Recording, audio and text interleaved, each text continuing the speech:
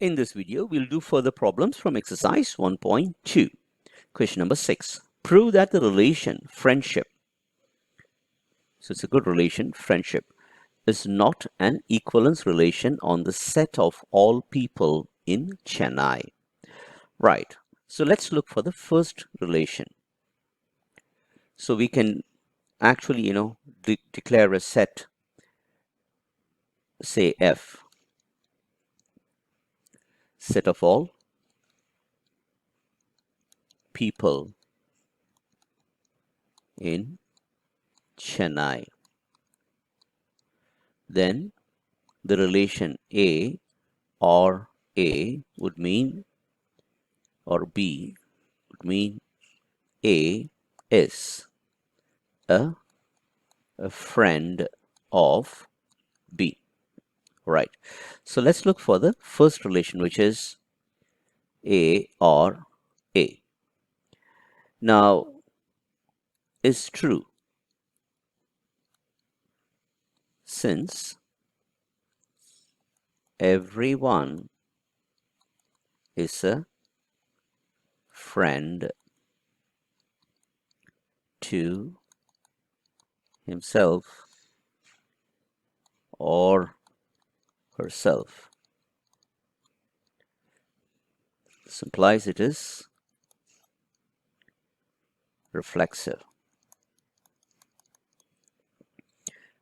Second, let's say that A or B, A is a friend of B and B, this would imply that B is or A. Why? Because if A is a friend of B, then B is a friend of A, right? So it is symmetric. Now for the third relation, which is A or B and B or C. Now this does not imply A or C. Why?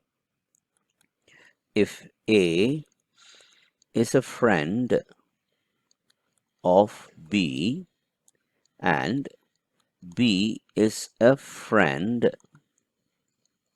of C, this does not mean, or you can say A need not be a friend of C.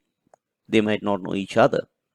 Therefore, it is not transitive. Therefore, the relation, or we can say the relation R, which is friendship,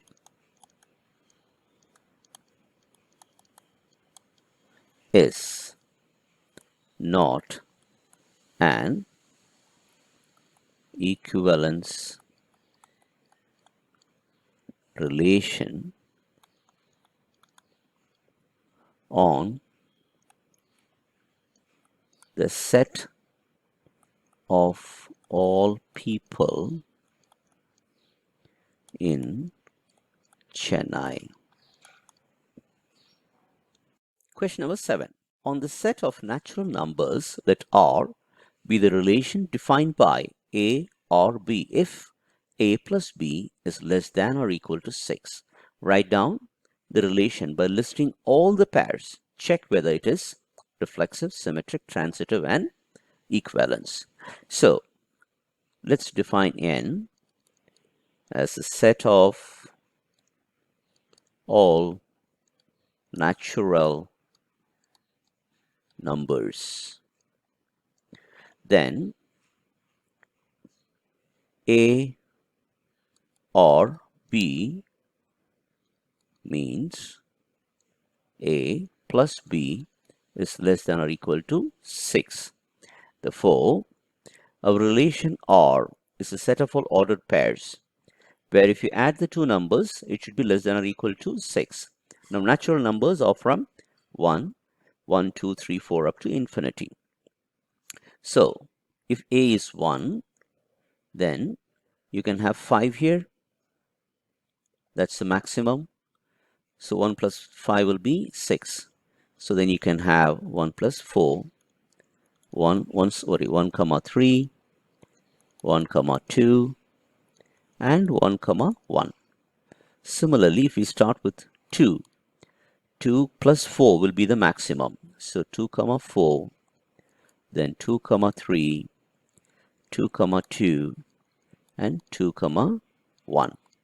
Similarly, for 3, it will be 3 comma 3, 3 comma 2, 3 comma 1. Then 4 will be 4 comma 2 and 4 comma 1. And with 5, 5 comma 1. That's the entire set of ordered pairs for the relation which is given here. So now let's check whether it is reflexive. So if it's reflexive, every element should be related to itself. So we have 1 comma 1, 2 comma 2, 3 comma 3, but 4 comma 4 is not in the relationship. Therefore, since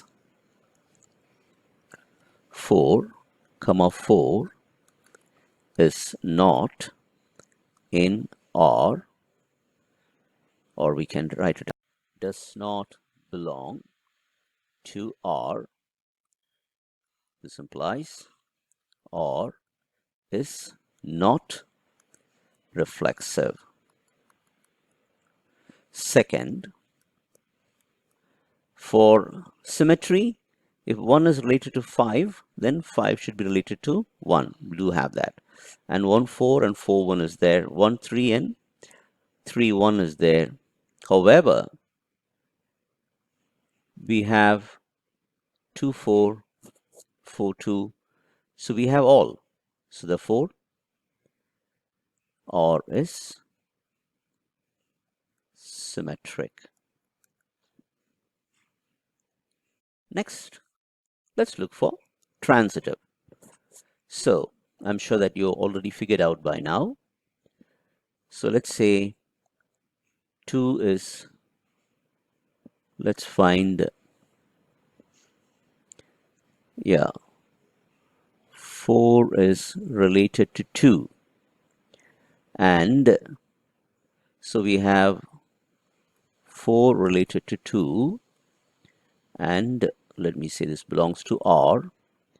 And you also have 2 related to 3. Okay, this also belongs to R. But 4 comma 3 does not belong to R. Therefore, R is not transitive. Then, since R is not transitive, it is not an equivalence relation. Question number 8. Let A is equal to A, B, C. What is the equivalence relation of smallest cardinality of A? What is the equivalence relation of largest cardinality of A? So what is given is A is equal to A, B, and C. Right. So first for the smallest cardinality. So for the smallest cardinality, the relation should be equivalence cardinality. The relationship should be all 3, which is reflexive, symmetric, and transitive. Right. So if A is equal to A comma A, B comma B, and C comma C, then this relationship, or let's call this as R, sorry, R. The relation R is ordered pairs A, A, B, B, C, C. Okay. Then R is an equivalence relation. Therefore, n of R will be equal to 3 for the smallest. Now let's go for the largest cardinality. So for the largest cardinality, if you put in all the combinations, then all the three relations will be satisfied. So let's define R to be equal to A, A, B, A, C, B, A. This is an A, B, B, B, C, C, A, C, B, C, C. So we have 1, 2, 3, 4, 5, 6, 7, 8, 9. So now this relation is the largest equivalence relation of A. Therefore, the cardinality n of R will be equal to 1, 2, 3, 4, 5, 6, 7, 8, 9. So you can say n of R is equal to 3 is the smallest cardinality, is the largest cardinality of R, and you can say that n of R is equal to 3 is the smallest cardinality of R. Question number 9. In the set Z of integers, define m or n if m minus n is divisible by 7. So prove that R is an equivalence relation. So what is given to us is Z is the set of integers, and R is defined as m or n if m minus n is divisible by 7. So let's first check for the reflexivity. So let's say m or m would imply m minus m is equal to 0 is divisible by 7, and that is true. Therefore, it is reflexive.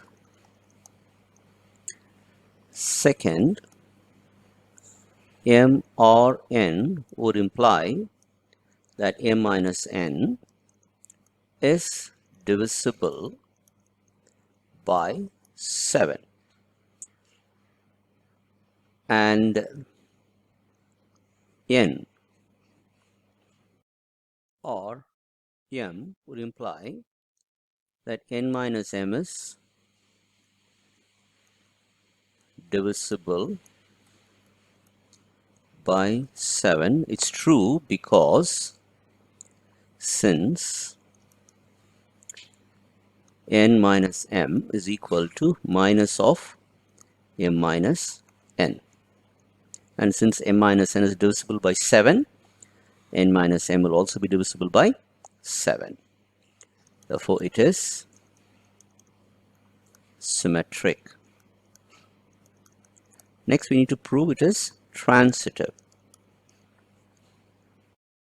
M or n would imply m minus n is divisible by 7, and let's define n or r, and this would imply n minus r is divisible, let's put them within bracket,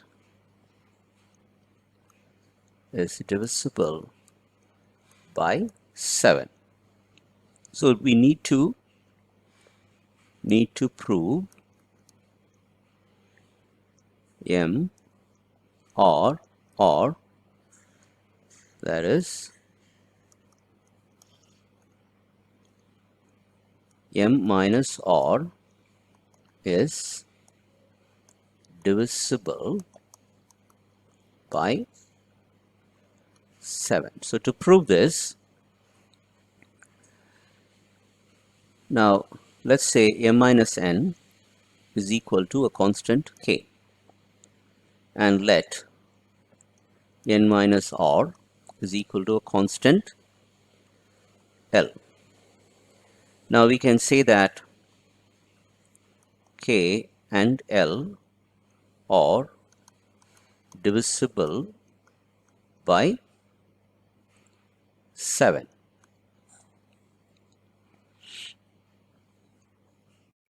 Now m minus r can be written as m minus n plus n minus r. So this is nothing but m minus n plus n minus r, and we have defined them as k and l, that's equal to k plus l. Since k plus l is divisible by 7, k is divisible by 7, l is divisible by 7, therefore k plus l is divisible by 7, m minus r is divisible by 7. Therefore, it is transitive. Hence, the relation R is an equivalence relation. Thank you for watching Maths Tutorial Anand. Please like, and you can comment if you have any questions, and do not forget to subscribe to get more videos like this.